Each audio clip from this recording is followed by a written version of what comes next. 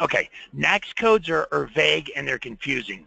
Federal purchasing agents, more often than not, use the wrong NAICS code. I see it all the time. For example, if we go to fpds.gov, and let's put in popcorn.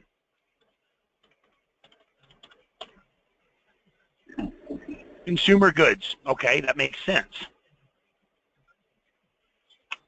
Heavy civil engineering construction. No.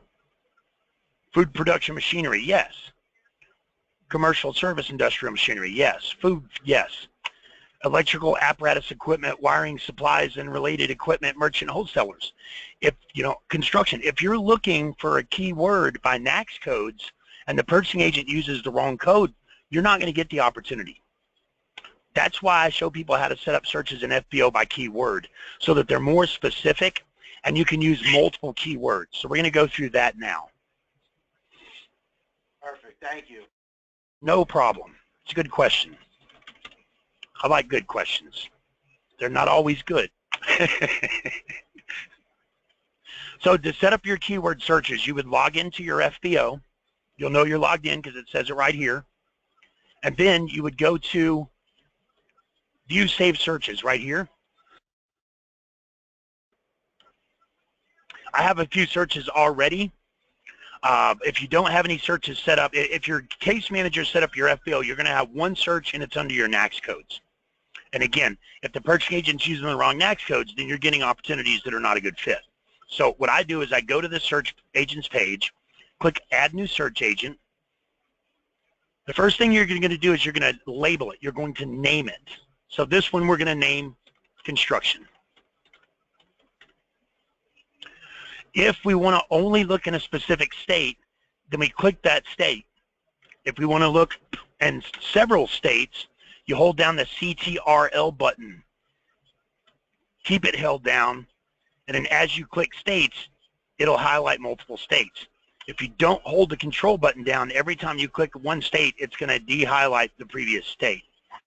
If you want to search all 50 states, don't click anything, and this will actually search the entire planet, not just the 50 states, okay? Don't click on any set-asides for now. Don't click on any opportunity types for now. Don't pick a special agency. Don't look for Recovery and Reinvestment Act action. Just name it.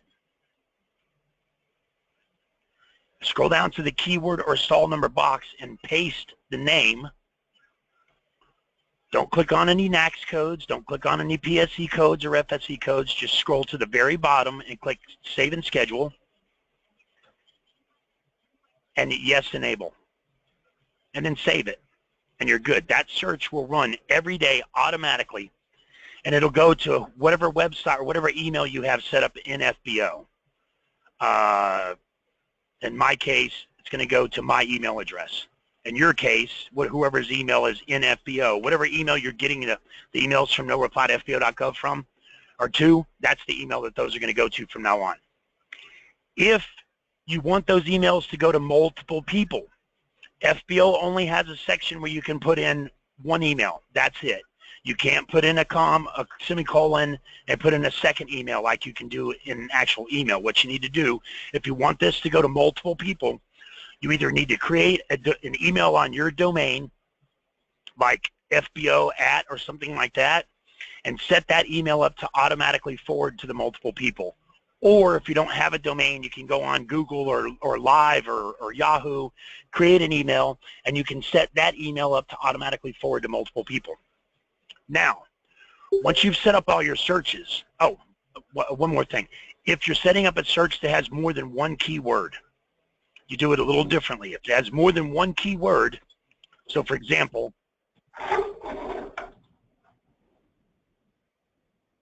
add new, we're going to do a 2-keyword search this time. We're going to do exterior paint. Use a capital and quotes. Don't forget the quotes and the capital and, because if you do that, it'll look up anything with the word exterior and anything with the word paint in it. Whether they're buying paint or they need paint removal or exterior windows, if you don't put the and in the quotes, it'll come up with anything with either of those words in it. So copy it, scroll down, and paste.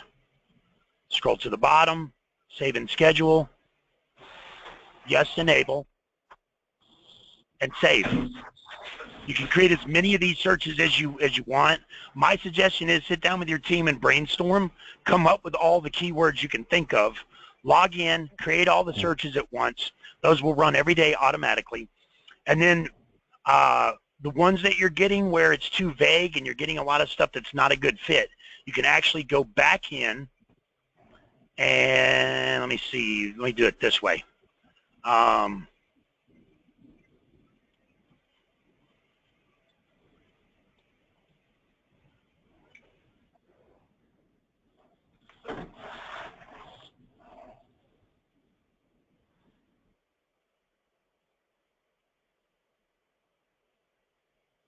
Okay, I'm going to send this to everybody. Sorry for people that have already gotten it before, just delete it.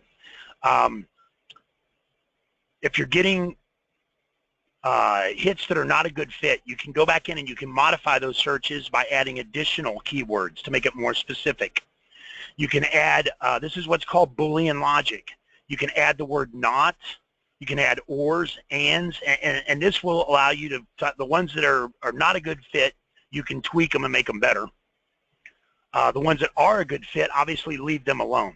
And if you modify them and they still only bring you garbage, eventually you can delete them. I'm going to send this to everybody. It also includes the How to Spot a Scam article, which is a really good one. It's got the link to the search engine for DLA. And it also has a list of acronyms on the bottom in alphabetical order. Every acronym I've ever found in alphabetical order with the description of what the acronym stands for, because a lot of purchasing agents use acronyms, especially military.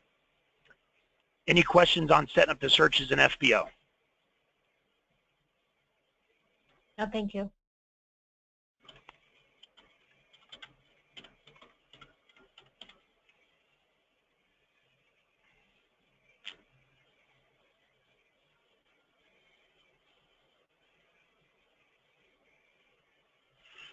If we don't have that set correctly, John, we're not going to get no real bid, nothing really of interest in us, correct?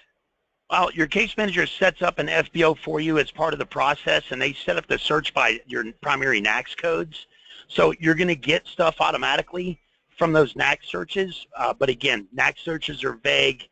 Purchasing agents use the wrong codes all the time. So if you're just going by NAICS codes, it's going to bring you a lot of garbage, and there's really nothing you can do about it. That's why you're better off setting them up by keyword.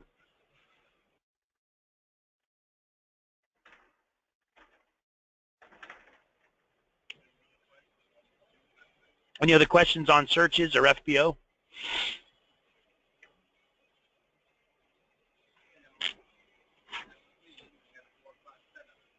Anybody have any other questions at all, or a bid or solicitation that you want to work on?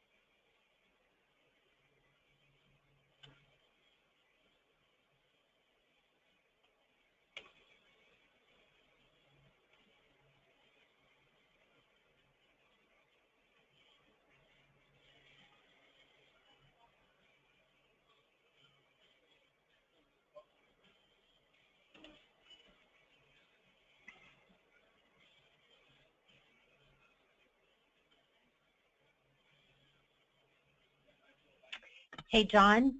Yes.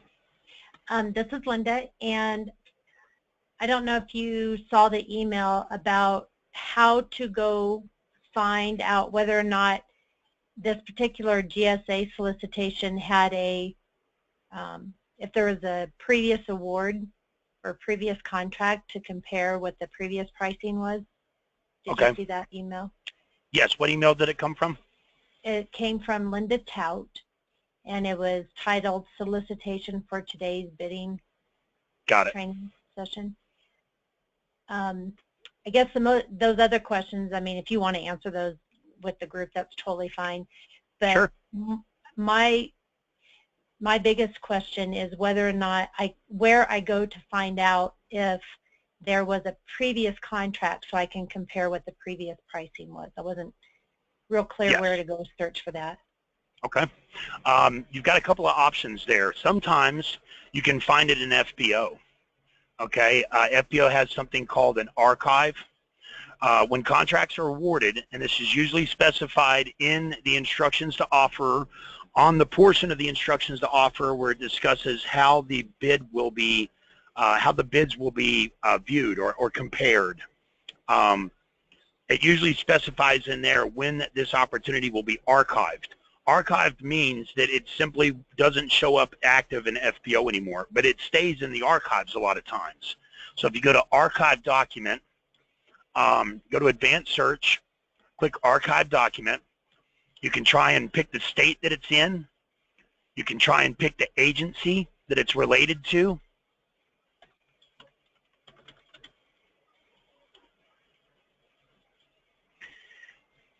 And then put in some type of keyword. And then scroll to the very bottom and hit Search. Okay, there are no items found. So we didn't find anything in that state under that keyword, under that agency. We can do it again and be a little less specific.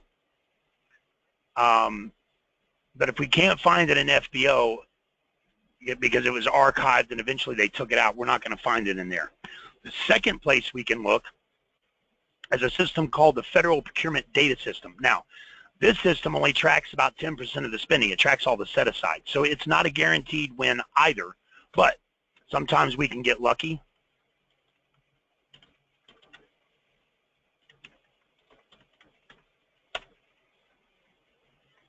And we can actually find the contract. And then we can click on it on the view link right here.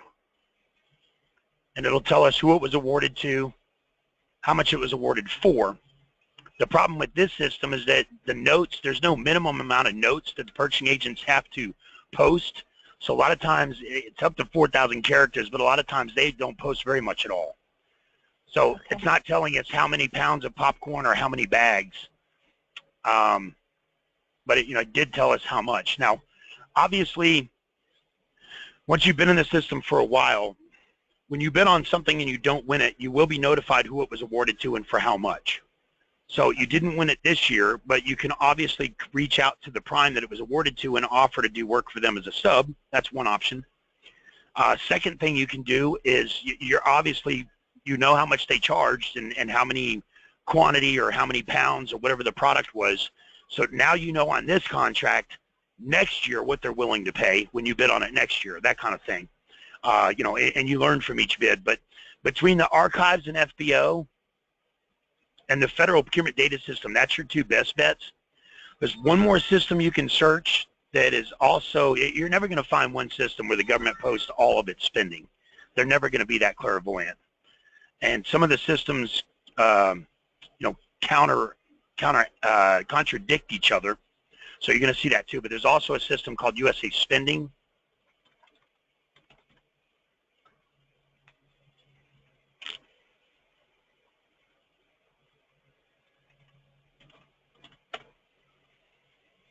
And USA Spending will tell you how much was spent on that keyword or that NACS code or that PSC or FSC code, who it was awarded to and for how much. But again, no details on the quantities, so it's hard to tell unless you knew what the quantity was.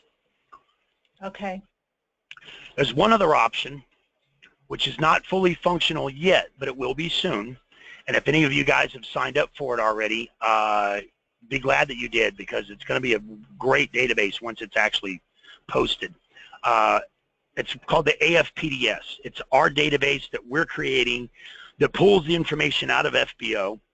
It updates every 15 minutes, unlike f.b.o only updates once a day.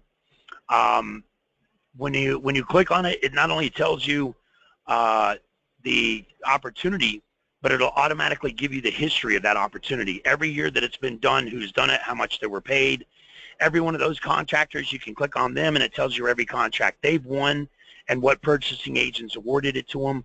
You can click on the purchasing agent and it'll tell you every purchase that purchasing agent has ever made. It's a great system, but they're still working on that second part, which would be the past performance part. And what was the name of that system? AFPDS. Okay. And if anybody's interested in it, let me know and I can email you information about it after the training. Okay, I am. Okay. I'll shoot you an email. You got it. What is the difference between requisition number and a solicitation number? A requisition number means they're just going to buy something without putting it out for bid. A solicitation number means it's going out for bid. So that's so confusing because it says it's a full and open bid when you go through the paperwork. So Yes, why? that means it's a solicitation that is open. Okay. But the SF 1449 has both a rec number and a solicitation number. That can happen. They might have put the requisition number out to buy it and then decided to put it out for bid, so it's got both. Okay.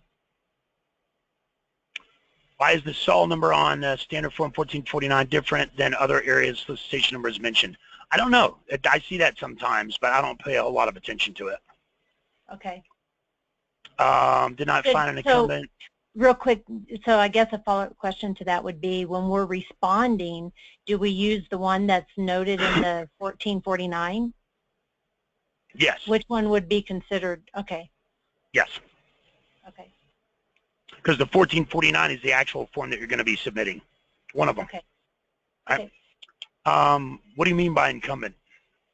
There was no incumbent in the paperwork, and so there was no mention of one. It's a question I'm going to ask them if there is, since they've, didn't divulge that information. But at the same time, is there a specific section? I can't remember where that's noted. Oh, I see what you mean. Whoever was there a previous. So was there a previous contractor that did these same services, and now it's up for bidding again? Did that previous contract expire, and so now it needs to be competed? Does that make sense? Hello? Oh.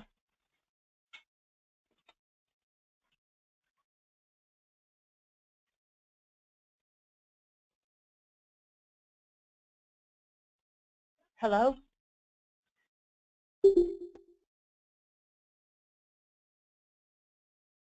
Sounds like we lost. Hey guys, sorry about that. My phone disconnected, so I had to call back in. Can you guys hear me okay? Yeah. Okay. When you say incumbent, you mean the purchasing agent who's handling that contract? What's your definition of incumbent? John? Yes. Okay, for some reason, it went completely silent, so I don't know if everybody else is still on. Yeah, everybody's on. My phone disconnected, so I had to call back in. When you're saying incumbent, you mean the purchasing agent? No, so if this is a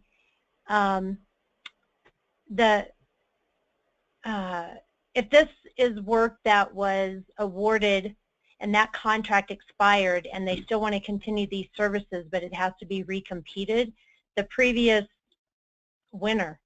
The guy who had the contract last year. Yeah. Okay. Yeah, that would be where those databases I just showed you.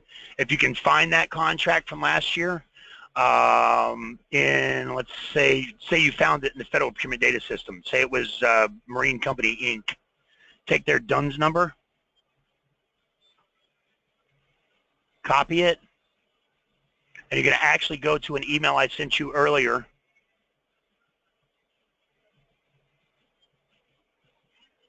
Right here where it says cage.dla.search, go to that link, put in the DUNS number right here. Okay. And there's the company and there's their details. It'll give you a person's name, a point of contact, a phone number, and everything. Okay. If you want to reach out to them, to do work for them as a sub or something like that. Yeah, I guess I was just looking at it from the standpoint of if there was an incumbent, that's going to play into me wanting to even respond to the RFQ. Sometimes the RFQ or the RFP will note that there is an incumbent. And so we have to basically beat out the incumbent if we're going to bid.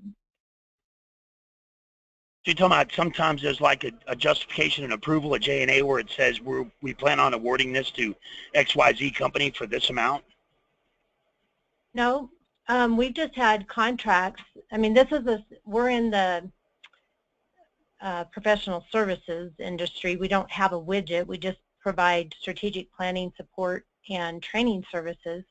And a lot of times those contracts will say the incumbent was Booz Allen. Booz Allen had the last contract for the last 5 years. However, that contract has expired, and so now it has to be recompeted.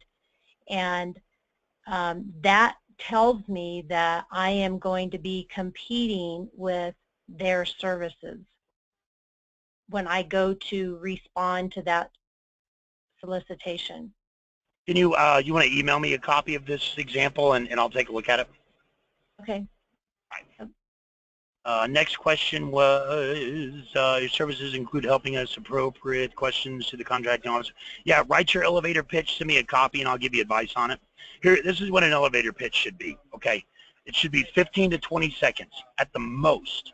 You're going to say who you are, what company you work for, your set-asides, if you're woman, minority, veteran, 8A, hub zone, whatever, and just one or two things that you do and why you do it better. What makes you different from the next guy? You want that to go in 15, 20 seconds at the most. That's it. That's your elevator pitch. The reason why it should be 15 or 20 seconds, unlike I've read a lot of books, I've had people say elevator pitch should be 2 minutes. I can tell you when you call me and you start talking and I'm not interested, I quit listening after 15 to 20 seconds and I just go, I know you do. Sure. I know you do. And I'm writing an email or I'm working on something, and I hate to say this, I don't mean to sound rude, guys, but when you're in the training and you have a question, ask it. Don't explain first, because 95% of the time I didn't need the explanation. I could have just answered the question.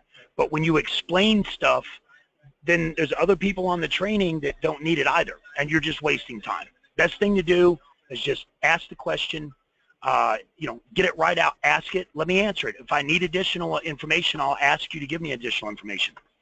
But purchasing agents are the same way. If you call them and you start talking and you don't get their attention up front, they're listening, but they're not hearing you. They're hearing you, but they're not listening, if that makes sense. And they're going to say, sure, yeah, okay, and then, you're going to be off the phone and you didn't accomplish anything. If you use your elevator pitch the proper way, and then you ask them the question, what can I do to earn your business? You're doing two things. Number one, you need to get that question out regardless. Number two, people like to sound intelligent. Nobody likes to sound stupid. If you ask that question within the first 15 to 20 seconds, they have to process what you just said. They have to actually pay attention to what you said in order to give you a good answer. And by processing it, by thinking about it, they're more apt to remember it, and you've actually made an impression. And you didn't bore them to death for 3 minutes when they weren't going to buy from you anyway, and you can make more calls that way if you keep it short, sweet, and to the point. After you ask the question, they're going to say, we don't do business this way. You're wasting your time. Don't call me anymore. That's fine. Be glad they let you know up front and got you off the phone. Take them off your list. Don't call them anymore. They could say, I will keep your cap statement that you sent me. Thank you very much for reaching out to me. We don't have anything at this time, but I'll keep you in mind. Or they could say, just so happens I need to make this purchase and you happen to be able to provide it, and we can do it as a simplified acquisition. How much would you charge? Excellent. Here's my credit card. Let's do it. If you make enough of those calls, you're going to get some responses. You're going to get some business out of it. And I know this because I've seen it time and time again. I've had people call me and say, man, we've been calling all week and we're getting nothing but the people that don't want to hear from us. Okay, that's fine. It's a numbers game. You got to run it. But if you make enough of those calls, you will get some business. And I've said this 1,000 times, and people come back to me and say, hey, you were right, man. We made more calls the next day, and sure enough, we got these 3 things lined up. We got one deal out of it. This purchasing agent wants to meet next week. It's just a matter of time. All right? Very good. Um, My last question on that was, which thank you for that, but on that particular solicitation, I wanted to know if you could help me with the appropriate questions to the contracting officer. They're due next week. on this solicitation right here? Yeah, the one that I had sent. Is that something you help us with, or how do? Yeah, the reason why I do this bid training is because I like people to have bids they want to work on, and we work on them together. Okay. That's the real reason why I do this training is to give my clients the time to work on bids and answer questions, etc. So let's go ahead and pull it up. And I don't know if it's just me, but I lost your screen. It just shows new meeting. There you go. Back now. Okay. Yes, there we go.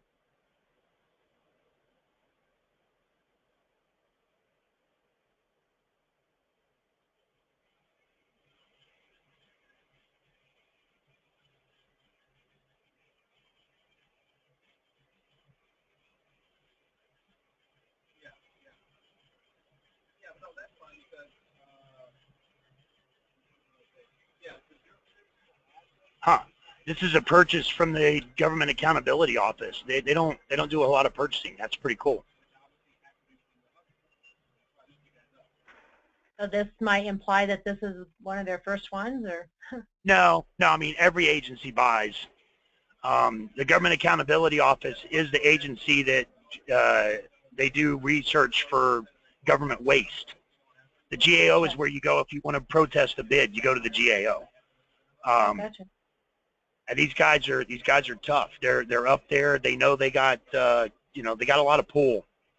But it's not showing that opportunity. Well, it's under the GSA e-buy system, but wouldn't it also be under f.b.o? Yeah, and it would show in here. It'd pop up and say there's a link from GSA. Let me try the other one. Okay. That's a solicitation number from the F1449.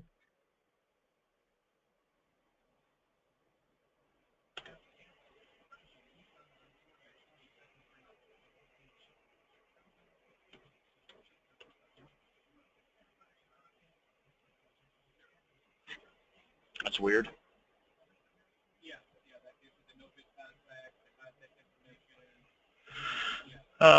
What's the description on it? It is, I need to go toggle, hold on.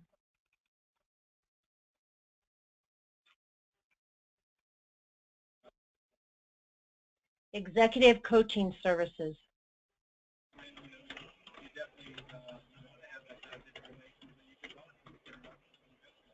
State? Well, DC, I mean, that's where all the work is being performed.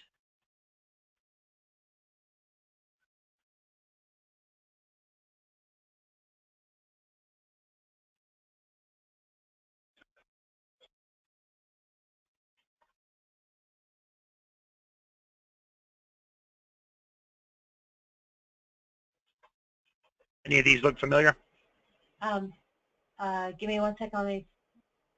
It might be that.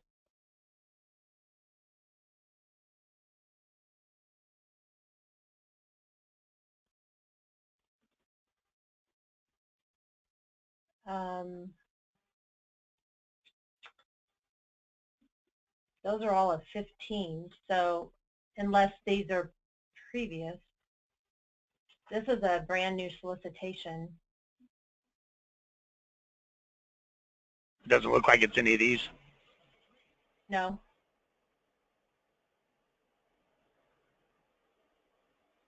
I mean, not at quick glance like that.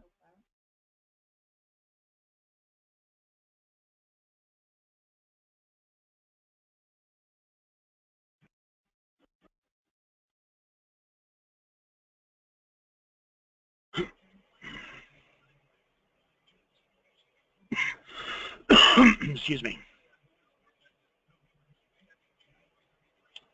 Only thing coming up under GSA is all old. Do you want the Nexus code?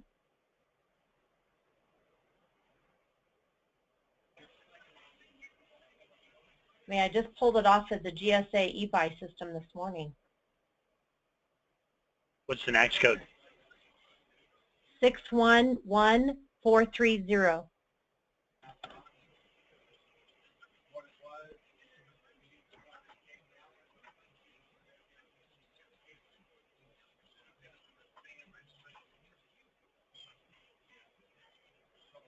Let's what time is it? It's 4:45. We've only got another 15 minutes. Let's see. Anybody else have any other questions or anything you want to work on? And then you and I can work on that one. I'll have to do a private go-to meeting, and I'll make you the presenter so you can pull your screen up. I can look at it that way. Okay. Anybody else have any questions or a bid or proposal you want to work on today?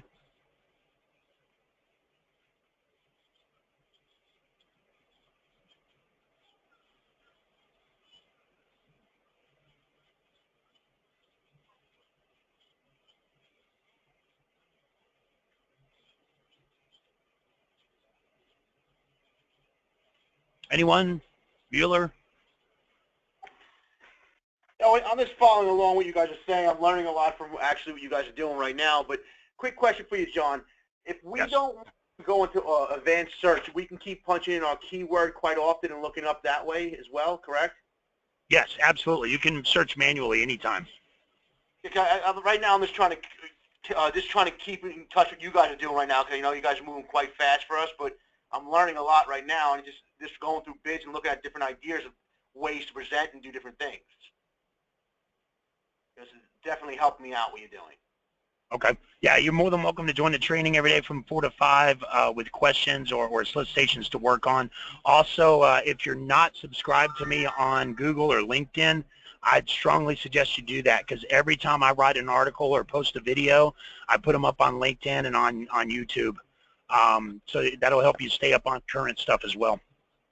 Perfect. I appreciate that. Got it.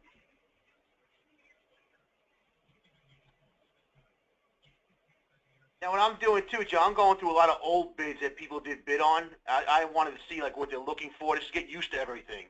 Sure, sure. It's okay to do it that way, you think? Is that a smart way to do things, you think, John? Well, I mean, the more knowledge you have, the more you learn, the better off you're going to be in the long run. Absolutely. Looking at old awards, Federal Procurement Data System is one of my favorite databases, and that's all it tracks is post awards. Now, also, I'm looking at something. If I go by my code 532299, I'm looking at the whole entire year. There's only like 8 contracts issued out. Is that pretty accurate? Where are you looking that up at? Give me 2 seconds. Just in keyword solicitation. You're looking it up in f.b.o? Yes, I am. You are correct. Right. Well, not everything stays. When something's archived in f.b.o, it'll usually stay archived for a week or 2, and then they delete it out altogether. Altogether, okay. Yep. And FPDS, which is this database here, it only tracks the set-aside. So this tracks about less than 10% of the total spending. So just because you don't see it in here doesn't mean it doesn't exist. Now, when you did an advanced search before in f.b.o, just get me back to that one area because my computer went down when you were doing that. Right. I was listening to what you were doing because I just want to do that advanced search and have it always there every day. So you go to my f.b.o. God, I'm there. Go to Find Opportunities, and Advanced Search is right here. And you can search both active and archived, or both. You can search by state.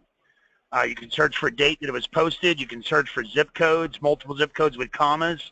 You can search for a particular type of set-aside, a particular type of procurement. You can search by agency, Recovery Act, by keyword, by NAICS codes, by PSC codes. Like, so it updates me every single day properly. One more time. How do I put the code in on this screen for myself so it updates me automatically? My code. What code? I'm just saying if I want to do an advanced search of something I'm offering.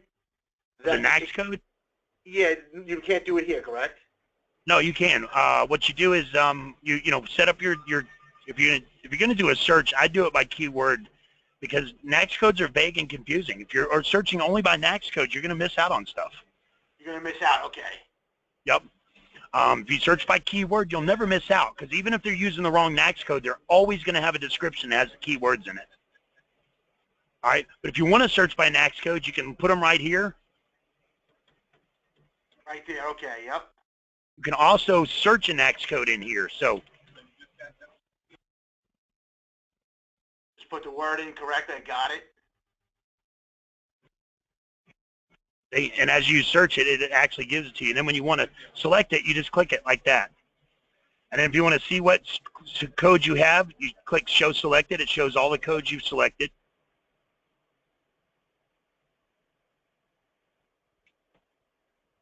And you can also search by PSC codes here, FSC codes here, but I don't suggest that because rarely do they use those at all. All right? Perfect. I appreciate that. Not a problem. Any other questions? Not on that one, no.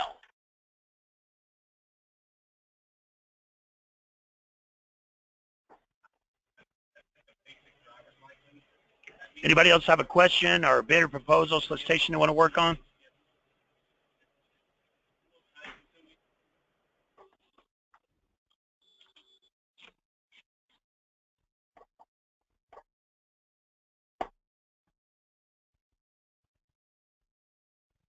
No, it's almost 5 o'clock, so if nobody else has any questions or anything, I'm going to go ahead and end the training for today. I did record it. If you guys want to send you a copy of the recording, it takes quite a few hours for it to convert, so just remind me tomorrow to send you a copy.